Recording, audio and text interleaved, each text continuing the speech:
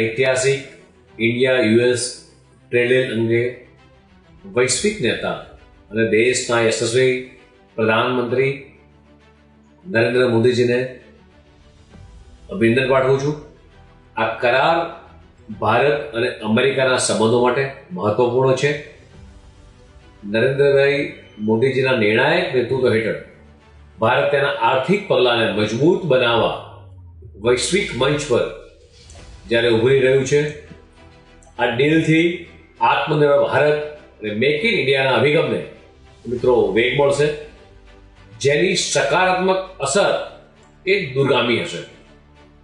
આ ડીલ થવાથી દરેક ભારતવાસી માટે નવા અવસરોનો દ્વાર ખુલવાના છે.